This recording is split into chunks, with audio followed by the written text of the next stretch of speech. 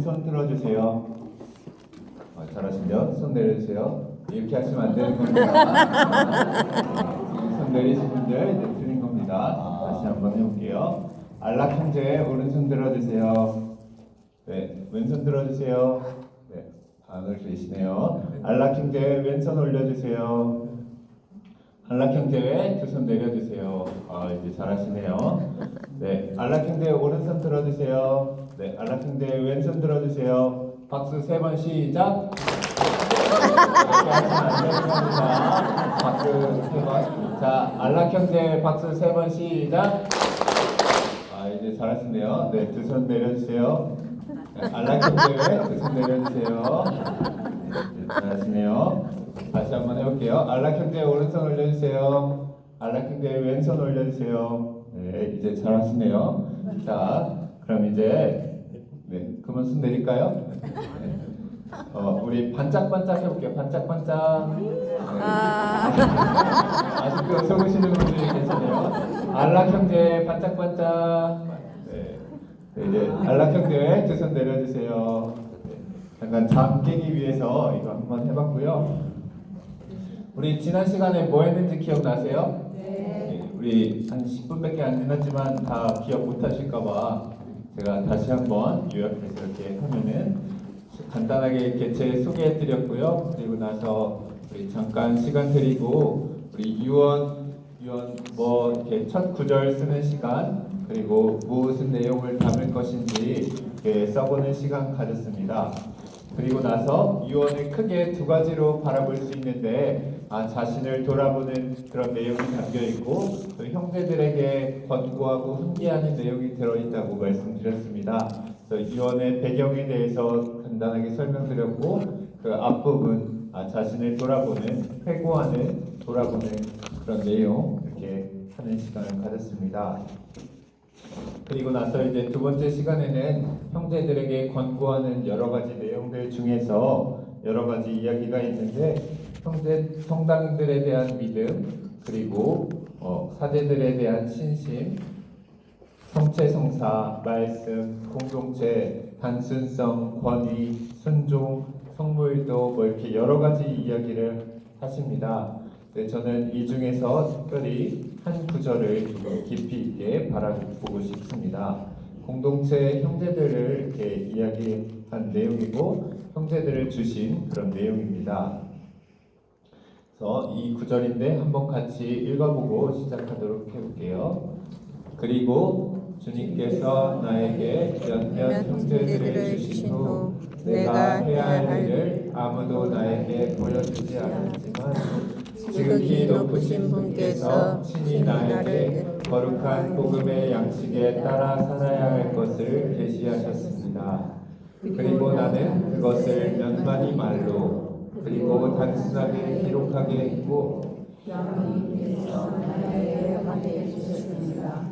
그리고 이 생활을 받아들이려고 찾아오는 사람들은 가지고 있던 모든 것을 가난한 이들에게 주었습니다. 그리고 우리는 안팎으로 값도 못한 걸로 만족하였고 원하는 사람은 띠와 속옷을 가졌습니다. 그리고 우리는 그 이상 더 가지기를 원하지 않았습니다. 그래서 이 구절을 이렇게 나눠볼 건데 여러분은 이제 프란치스코 성인이 언제 회개를 했다고 생각하시나요? 학자들마다 또 사람들마다 프란치스코가 이때 회개했다 바라보는 것이 다 다릅니다. 회개라는 게 딱 한순간 이루어진다고 볼 수도 있지만 여러 가지 과정들을 통해서 이루어지기도 하는 것 같습니다. 그래서 프란치스코의 삶에 있어서 여러 가지 중요한 순간들이 있었습니다. 프란치스코 성인이 아시시와 또 페루지아 전투에서 전쟁 포로가 돼서 감옥에 갇혀 있었던 그때가 있었고요. 그래서 아버지가 와가지고 풀어주었고 다시 이렇게 집에 와서 이렇게 병중에 있게 됩니다. 그리고 나서 아직도 그 기사가 되고 싶은 꿈을 버리지 못하고 아뿔리아로 가게 됩니다. 아뿔리아로 가던 중에 꿈속에 주님이 나타나서 주님의 음성이 들립니다.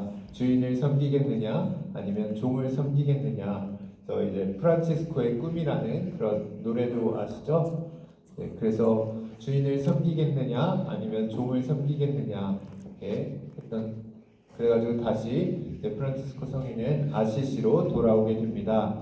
그리고 나서 이제 음성을 듣게 됩니다. 가서 나의 집을 고치라는 음성을 듣게 되고 산 다미아노 성당을 이제 고치게 됩니다. 그리고 나서 아버지랑 결별을 하게 되는데 그 주교님 앞에서 가지고 입고 있던 모든 옷을 벗어버리고 육신의 아버지가 아니라 하느님 아버지를 따르겠다고 결별을 선언합니다. 그리고 이렇게 나병 환자를 만나게 되는 여러 가지 이런 여정 속에서 프란치스코는 회개를 하게 됩니다. 프란치스코는 회개를 이렇게 했는데 저는 주교님 앞에서 이렇게 옷을 벗은 사건이 가장 프란치스코에게 큰 사건이 아니었을까 생각해 봅니다. 프란치스코가 주교님 앞에서 진짜 모든 옷을 던져버리고 이제 회개의 삶을 살아갈 것을 어떻게 보면 공식적으로 사람들 앞에서 선포합니다. 그리고 나서 이제 프란치스코가 어떻게 살았나요? 바로 작은 형제의 삶을 살았나요? 그렇지 않습니다. 그리고 나서 프란치스코는 성당들을 이렇게 수리하게 됩니다. 세 개의 성당을 수리하게 되는데 성 다미아노 성당, 베드로 성당, 그리고 천사들의 성 마리아 성당 이렇게 세 개의 성당을 이렇게 수리합니다. 이렇게 성당들을 수리하는 시간이 그에게 있어서 정말 회개의 삶을 살아가는 그런 시기였고 아마 시련의 시기였을 것입니다. 회개를 살아가겠다고는 했는데 어떻게 살아야 될지 누가 알려주는 사람도 없고 정말 눈앞에 보이는 그런 것들 이렇게 마주하면서 살았을 것 같습니다. 또 프란치스코가 살았던 삶이 그 당시에 이렇게 수도승의 모습이 아니었기 때문에 사람들로부터 아마 멸시와 핍박을 받으면서 또 오해도 받고 무시도 받으면서 살았을 것입니다. 그렇게 목적도 불확실하고 또 사람들에게 오해도 받고 그러면서 자신의 길을 살아가기 시작합니다. 프란치스코 성인이 그 모습을 꾸준히 살아가자 형제들이 하나씩 둘씩 모이기 시작합니다. 그래서 산 다미아노 성당에서 살아갈 때 프란치스코는 정말 외로운 삶을 살았습니다. 그리고 그의 모습을 보고 그가 복음적으로 살아가는 것을 보고 예전에 이웃이었던 형제들이 한 명씩 이제 그를 쫓아오기 시작합니다. 그래서 첫 번째 동료가 누구였는지 아시나요? 여기 써 있는데 베르나르도 핀타빌레 베르나르도 성인이 이제 프란치스코를 따르게 되고요. 사제였던 까타니의 베드로라는 사제가 그 다음으로 이렇게 따르게 됩니다. 그렇게 프란치스코는 회개 이후에 공동체를 만들려고 하지 않아요. 전원이 가다고 합니다.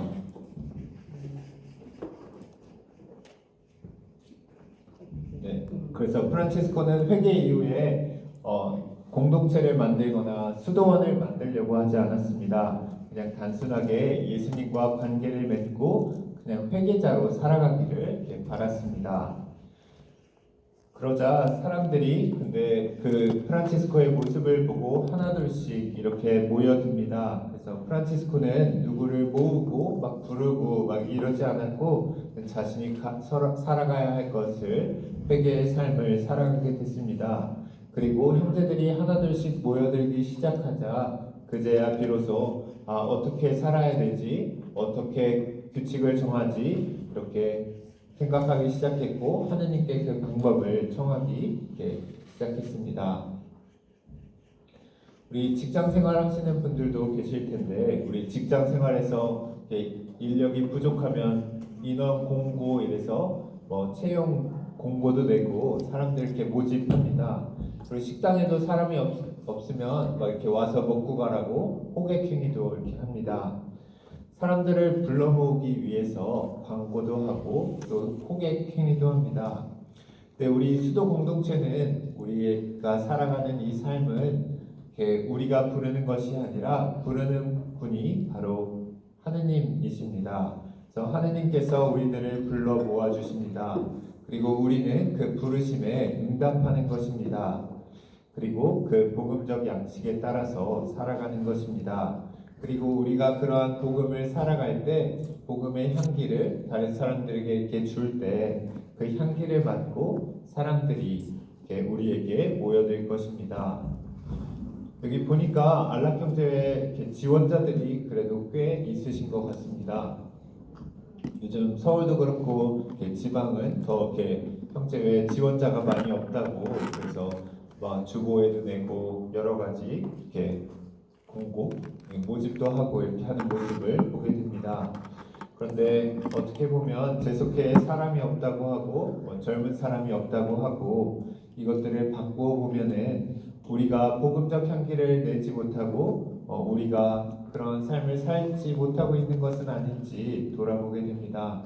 그래도 안락형제는 이렇게 복음적으로 조금 사셔가지고 이렇게 여러분들이 이렇게 따르려고 하고 입회자도 있고 이렇게 한 것 같습니다.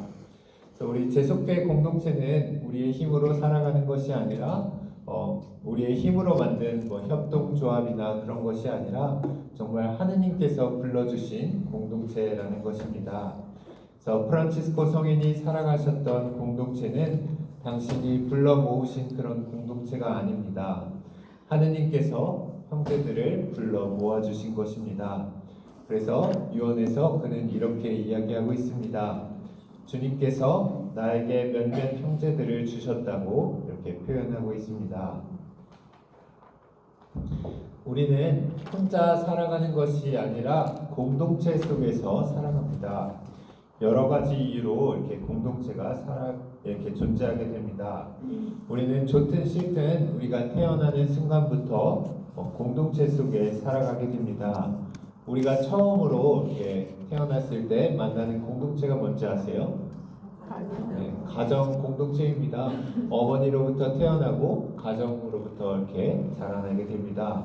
그래서 어머니와 나와의 관계가 생기고 공동체가 생기게 됩니다. 그리고 그렇기 때문에 이제 혼자 살아가는 사람은 없습니다. 그리고 가정, 학교, 성당, 직장 여러 가지 그런 공동체에서 살아가게 됩니다. 하느님께서 세상을 창조하신 것은 개인 한 사람을 위해서가 아니라 정말 공동을 위한 것이었습니다. 그래서 모든 생명체는 공동체를 살아갈 수 있게 이렇게 창조되었습니다. 그래서 창세기에 보면 아담이 혼자 있는 것이 좋지 않으니 하느님께서 하와를 주십니다. 그래서 바티칸 공회에는 그것을 상호 의존성이라고 이렇게 말하고 있는데요. 서로 인간들이 연결되어 있고 관계를 맺으면서 살아가고 있다는 것입니다. 그래서 이 세상에 살고 있는 사람 중에서 홀로 있는 사람은 아무도 없습니다. 그래서 우리는 피조물과 더불어서 공동체를 이루기도 하고 또 사람들, 형제 자매들과 공동체를 이루면서 살아갑니다. 두 번째로는 우리는 그리스도의 지체입니다. 바오로 사도는 코린토서에서 이렇게 말합니다.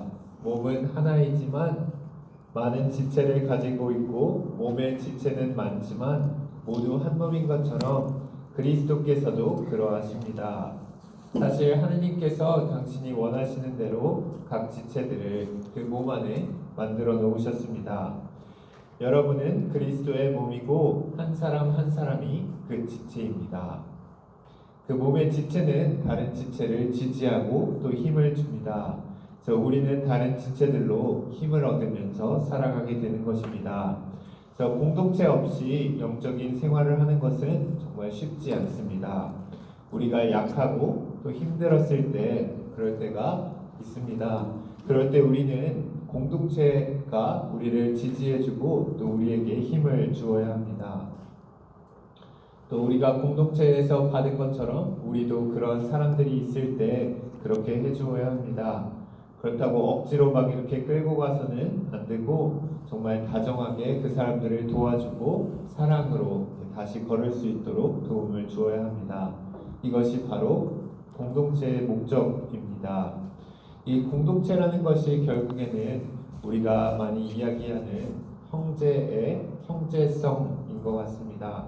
그래서 우리 작은 형제회 또 작은 형제 죄속회는 형제의 형제성에 대해서 이렇게 이야기를 많이 합니다. 이 형제성이라는 것은 단순히 형, 동생, 형제님 이런 의미가 아니라 정말 그 이상의 것, 우리가 하느님으로 연결된 사람이라는 것, 하느님과 관계를 있기 때문에 우리에게 주어진 그런 공동체라는 그런 것이 바로 형제성이고 형제성이고 형제애입니다. 그래서 우리가 그것들을 인식하면서 살아갈 때 그것이 형제를 살아가는 것이고 형제성을 살아가는 것입니다. 사실 지금 공동체에 대해서 이렇게 이야기를 하고 있는데 프란치스코 성인은 그래서 단 한 번도 공동체를 언급한 적이 없습니다. 그 라틴어로 커뮤니타스라고 하는데 그것 대신에 프라테르니타스라는 형제체라는 말을 사용합니다. 그래서 이 말은 사랑, 우정을 뜻하는 형제라는 뜻입니다. 그래서 그 당시에 수도원 개념은 베네딕토를 중심으로 한 수도승의 그런 개념이었습니다. 그래서 베네딕토 수도규칙은 수도승을 이렇게 정의했습니다. 그들은 수도원 안에서 살며 규칙과 아바스 밑에서 분투하는 이들입니다. 그래서 그 베네딕토의 수사님들은 공동 재산을 갖고 있고 또 같은 공간 안에 살면서 수도 생활을 안정적으로 이렇게 추구했습니다. 그래서 건축물들이 있고 그 안에서 먹거리를 이렇게 재배하면서 살아갔습니다. 그래서 토지를 갖고 있고 안정한 것이 그들에게 있어서 중요한 요소였습니다. 그리고 공동체 원장이라고 하는 아빠스님에게 일치하고 순종하면서 살았습니다. 그것이 바로 공동체의 위계였고 질서였습니다. 근데 이와 반대로 프란치스코가 보여줬던 그 형제체라는 것은 큰 차이가 있었습니다. 개인적으로도 또 공동체적으로도 재산을 소유하지 않았고 사람들 사이에서 일하면서 생계를 유지했습니다. 그리고 그런 것을 할 수 없을 때 애금을 청하러 다녔습니다. 그래서 어떤 안정적인 삶이 아니라 불안정한 삶 속에서 하느님께 의탁하는 삶을 살아갔습니다. 그리고 원장이 아니라 수호자, 보호자라는 사람이 형제가 또 봉사자라고 하는 사람이 이렇게 있었고 그 형제에게 순종해야 했습니다. 그래서 프란치스코 성인은 자금에 대해서 이야기하고 그 자금으로 그 봉사자, 형제를 따를 것을 이야기합니다. 그래서 프란치스코 성인은 형제체, 형제성에 대한 강조를 많이 합니다. 공동체이지만 그 전통적으로 이렇게 분도회에서 이어오는 그런 공동체와는 조금 다른 방식으로 이렇게 접근하는 것입니다. 아까 프란치스코가 회계 생활을 살아갔을 때 처음에 어떻게 살아야 할지 몰랐다고 이렇게 이야기를 들었습니다. 우리도 처음에 어떤 일을 시작하게 되면 무슨 일을 어떻게 해야 될지 난감한 경우가 많이 있습니다. 해오던 일이면 참 쉽게 이렇게 익숙해서 괜찮겠지만 새로 시작하는 그런 일에 있어서 어떻게 해야 하지 모를 때가 이렇게 많습니다. 프란치스코 성인도 마찬가지였습니다. 회개의 삶을 시작하겠다고 했는데 성당들, 자기 눈앞에 보이는 성당들 이렇게 고치면서 살아가고 있는데 그걸 보고 형제들이 모여왔는데 어떻게 살아야 할지 모르는 때가 이렇게 왔습니다. 네, 프란치스코 성인은 아주 단순하게 그것을 이렇게 발견하게 됩니다. 자신들을 이끌어줄 또 자신들이 중요하다고 생각하는 수도규칙이 되는 성경 구절을 몇 구절 적었습니다. 그리고 나서 교황님에게 인준을 받게 됩니다. 그래서 21년에 쓰여진 인주받지 않는 수도규칙이 그런 성경 구절들로 이렇게 엮인 그런 수도규칙이 됩니다. 그래서 우리들은 길을 잃었을 때 또 무엇을 해야 할지 모를 때 어떻게 힘을 얻고 또 방향성을 찾아가는지 그 질문을 던지게 됩니다. 여러분 하이브리드 자동차 아시나요? 그 전기랑 기름이랑 이렇게 같이 가는 걸 이제 하이브리드라고 하는데, 우리 가톨릭에도 하이브리드 신자들이 많이 있습니다. 혹시 아시나요? 우리 가톨릭에 전 보는 사람들이 그렇게 많다고 합니다. 그래서 이렇게 자녀분들이 결혼을 하게 되면 신부님한테 이렇게 미사 부탁을 하고, 날짜는 점집에 가서 이렇게 그래서 점집에 가서 날짜를 정해서 신부님이 미사하는 이 하이브리드 신자들이 많다고 합니다.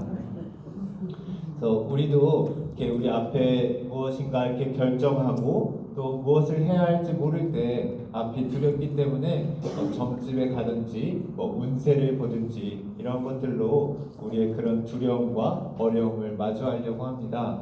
근데 프란치스코 성인은 어떻게 하셨는지 이렇게 바라본다면 성경 안에서 하느님의 말씀을 찾으려고 했습니다. 그래서 말씀 사탕 뽑기 이런 것처럼 그 프란치스코 성인은 성경을 이렇게 세권 펼쳐서 자신이 가야 할 길을 이렇게 찾기도 하고, 또 성경 안에서 말씀하시는 하느님의 음성을 이렇게 들으려고 했습니다. 그리고 이 생활을 받아들이려고 찾아오는 사람들은 가지고 있는 모든 것을 가난한 사람들에게 주었습니다. 그리고 우리는 안팎으로 기운 수도복한 걸로 만족하였고, 원하는 사람은 띠와 속옷을 가졌습니다. 그리고 우리는 그 이상 더 가지기를 원치 않았습니다. 그래서 초기 형제들의 삶은 매우 단순했습니다. 무엇을 가질 수 있고 가질 수 없는지 이런 것을 따지기보다 정말 단순하고 또 아름다운 그런 삶을 프란치스코의 유언은 그려주고 있습니다. 그래서 이 단순성은 형제들에게 실제적이고 영적인 그런 자유를 주었습니다. 그래서 프란치스코 성인은 우리가 가지고 있는 것이 많으면 그만큼 지켜야 할 것도 많고 어려움에 처할 것이라고 이렇게 이야기했습니다. 저희도 이렇게 수도원에 들어오면 청원기를 보내게 되는데, 청원기 때는 옷도 그렇고 물건들도 많이 이렇게 놓고 이렇게 입회를 많이 합니다. 그리고 단순하고 또 소박하게 살아가려고 합니다.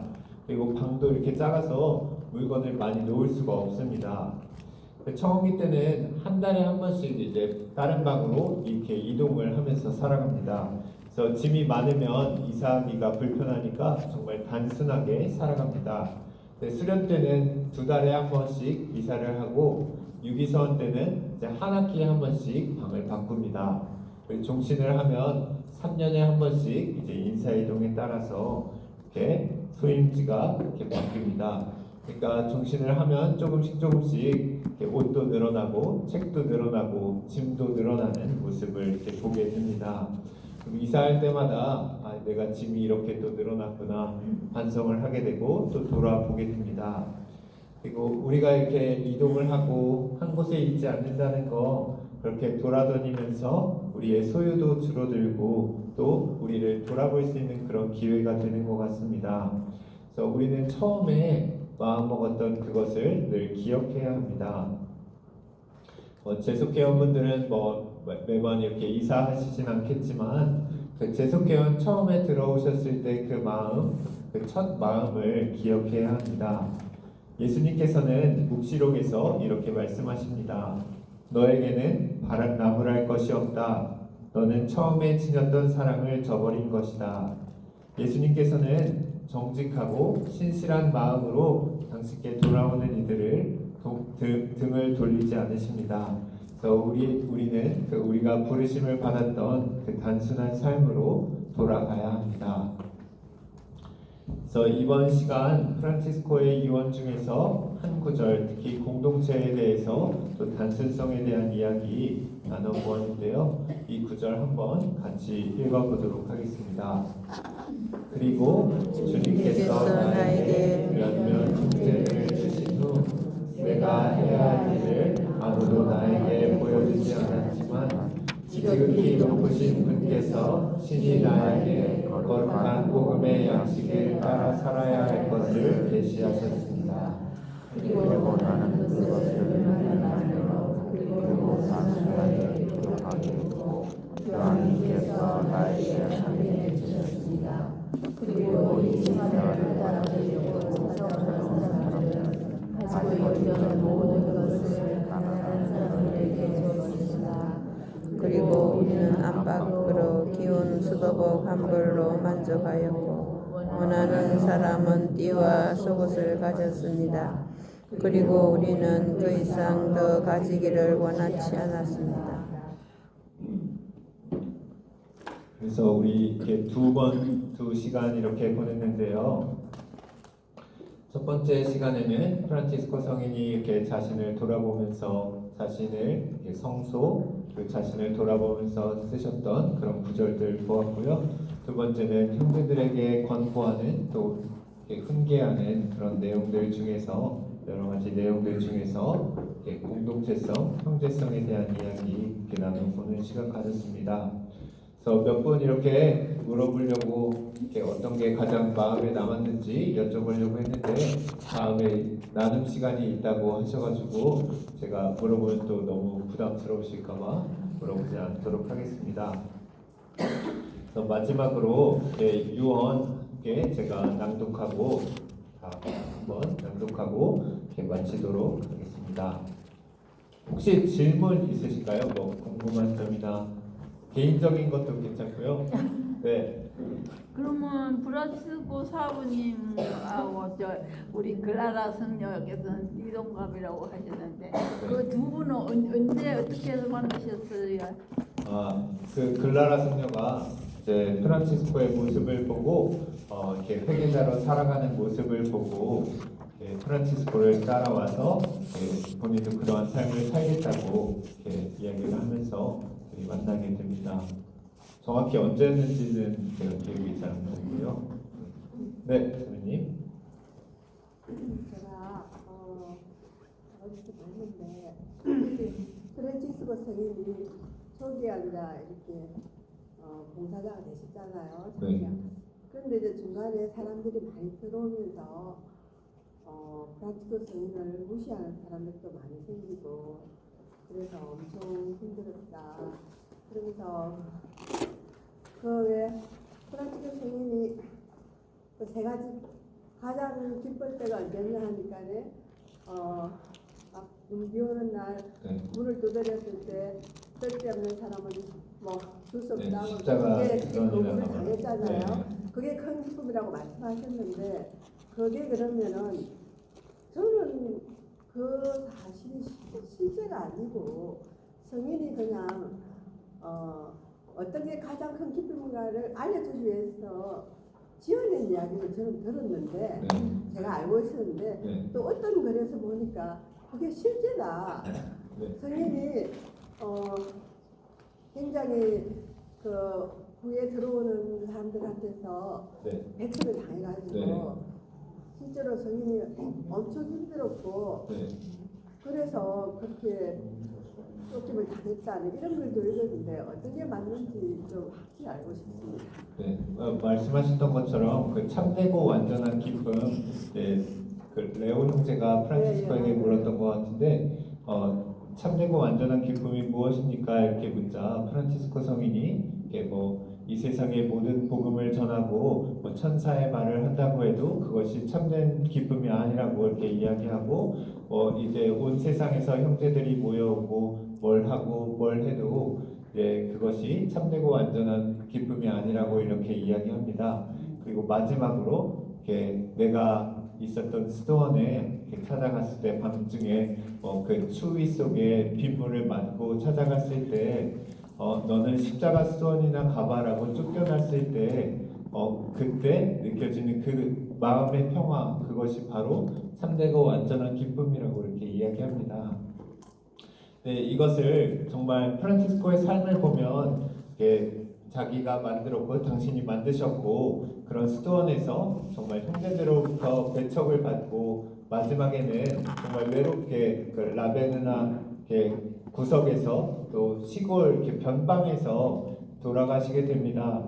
그래서 그런 모습들을 보면 그것이 정말 진짜로 그런 수도원에 찾아가서 쫓겨나고 그런 일이 있었는지는 모르겠지만 그냥 프란치스코의 삶을 바라봤을 때 그것이 바로 프란치스코의 삶의 모습이고 또 어떻게 바라본다면 그것이 예수님의 모습이지 않았을까. 정말 사람들로부터 우리 구세주다, 우리를 구원하실 분이라고 사람들이 환호하고 그랬던 분이 결국에는 십자가에 매달리시고 돌아가시게 되는 것처럼 그렇게 이렇게 이해하시면 될 수 있지 않을까 생각해 봅니다. 알겠습니다.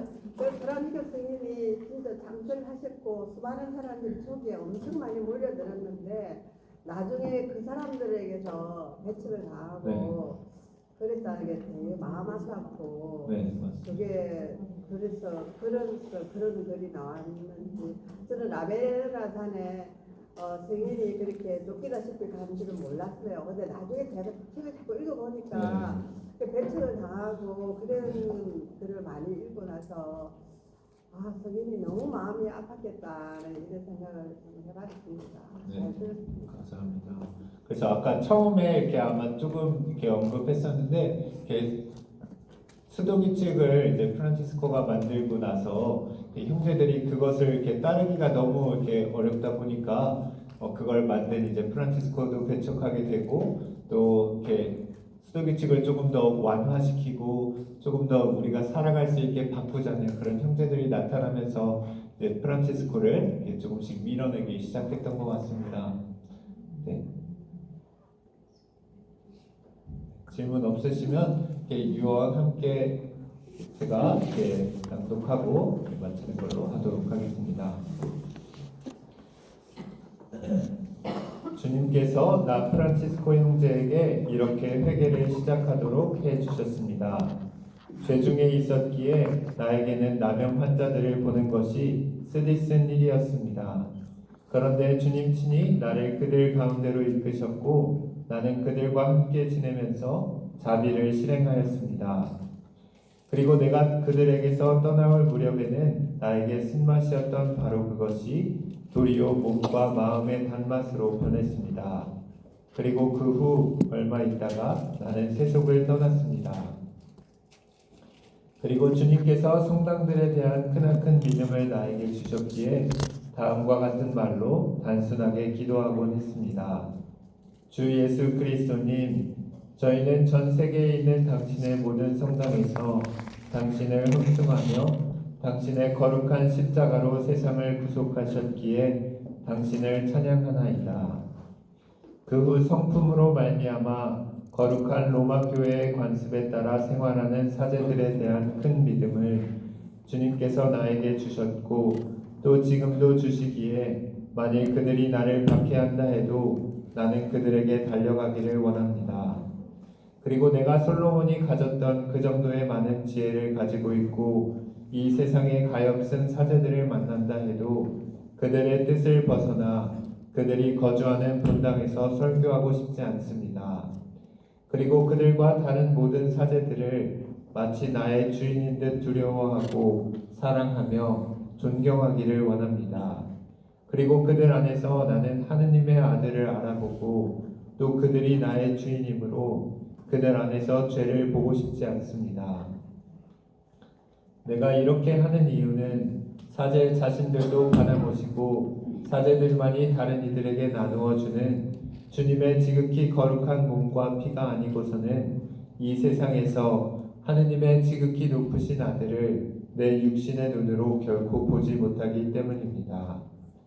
그리고 이 지극히 거룩한 신비들이 무엇보다도 공경받고 경배되며 귀중한 장소에 모셔지기를 원합니다.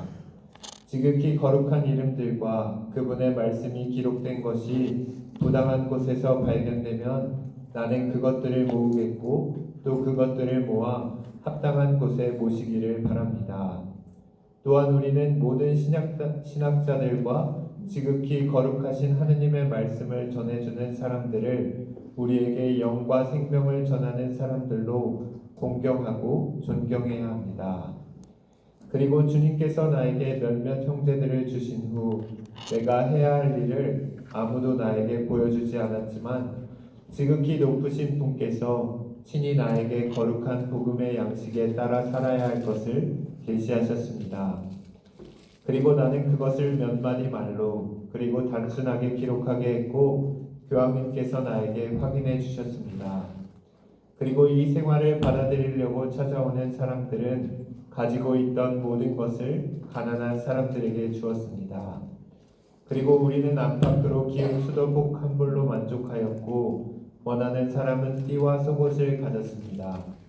그리고 우리는 그 이상 더 가지기를 원치 않았습니다. 우리 성직자들은 다른 성직자들처럼 성무일도를 바쳤고 평형제들은 주님의 기도를 바쳤습니다. 그리고 우리는 성당에 아주 기꺼이 머물곤 하였습니다. 그리고 우리는 무식한 사람들이었으며 모든 이에게 복종하였습니다. 그리고 나는 내 손으로 일을 하였고 또 지금도 일하기를 원하며 다른 모든 형제들도 올바른 허드렛 일에 종사하기를 간절히 바랍니다. 일할 줄 모르는 형제들은 일의 보수를 받을 욕심 때문이 아니라 모범을 보이고 한가함을 쫓기 위해서 일을 배울 것입니다. 그리고 우리가 일의 보수를 받지 못할 때에는 집집마다 동냥하면서 주님의 식탁으로 달려갑시다. 주님께서 당신에게 평화를 내려주시기를 빕니다 하고 우리가 해야 할 인사를 주님께서 나에게 계시하셨습니다. 형제들은 성당과 초라한 집 그리고 형제들을 위해 세운 모든 건물이 우리가 수도규칙에서 서약한 거룩한 가난에 맞지 않으면 그것들을 절대로 받지 않도록 조심할 것이며 거기서 나그네와 순례자같이 항상 손님으로 머무십시오. 나는 모든 형제들에게 순종으로 단호히 명합니다. 형제들이 어디에 있든지 성당을 얻기 위해서도 다른 장소를 얻기 위해서도 설교를 하기 위한 구실로도 육신의 박해를 피하기 위해서도 직접적으로나 간접적으로 로마 교황청에 어떤 증서도 감히 신청하지 말 것입니다. 환영받지 못하거든 오히려 하느님의 축복 속에 회개를 하기 위해 다른 지방으로 피할 것입니다. 그리고 나는 이 형제 외에 총봉사자와 그리고 총봉사자가 나에게 정해주고자 하는 다른 수호자에게 기꺼이 순종하기를 간절히 원합니다.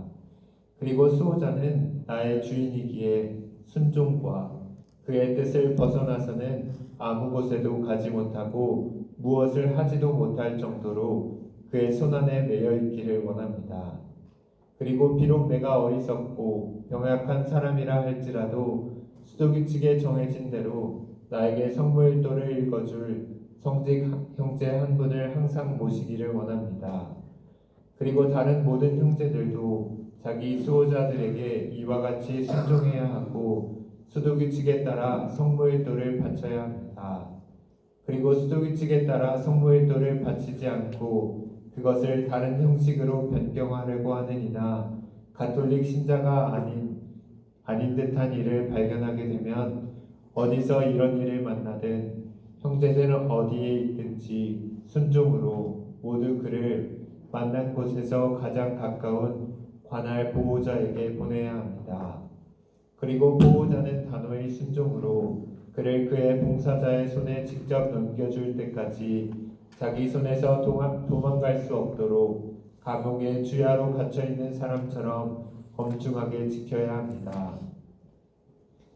그리고 봉사자는 단호히 순종으로 그 형제를 전 형제회의 주인이며 보호자요 감사관이신 오스티아 추기경에게 넘겨줄 때까지 몇몇 형제들을 시켜 그를 감옥에 갇혀있는 사람처럼 주야로 지키게 하고 그를 추기경에게 보내야 합니다. 그리고 형제들은 이것이 또 하나의 수도규칙이라고 말하지 말 것입니다. 이 글은 우리가 주님께 서약한 수도규칙을 더욱더 가톨릭 신자답게 실행하도록 보잘것없는 형제인 나 프란치스코가 축복받은 나의 형제 여러분에게 주는 회고요, 권고와 격려이며 나의 유언이기 때문입니다. 그리고 총봉사자와 다른 모든 봉사자들과 보호자들은 순종으로 이 말에 아무것도 덧붙이거나 삭제하지 말아야 합니다. 그리고 형제들은 이 글을 수도규칙과 함께 항상 지녀야 할 것입니다. 그리고 개최하는 모든 모임에서 수도규칙을 읽을 때 이 글도 읽을 것입니다. 그리고 수도규칙과 이 글에 이렇게 알아들어야 한다고 말하면서 해석을 붙이지 말 것을 나는 성직 형제이건 평형제이건 나의 모든 형제들에게 단호히 순종으로 명합니다. 오히려 주님께서 나에게 수도규칙과 이글을 단순하고 순수하게 말하게 하고 또 기록하게 해주신 것과 같이 여러분도 단순하고 순수하게 해석 없이 이해하며 거룩한 행동으로 끝까지 실행하도록 하십시오. 그리고 이것을 실행하는 사람은 누구나 하늘에서는 지극히 높으신 아버지의 축복을 충만히 받고 땅에서는 지극히 거룩하신 보호자 성령과 하늘의 모든 광풍 천사들과 모든 성인들과 함께 사랑하는 아들의 축복을 충만히 받기를 빕니다. 그리고 여러분의 보잘것없는 종인 나 프란치스코 형제는 할 수 있는 데까지 이 지극히 거룩한 축복을 내적 외적으로 여러분에게 보증합니다.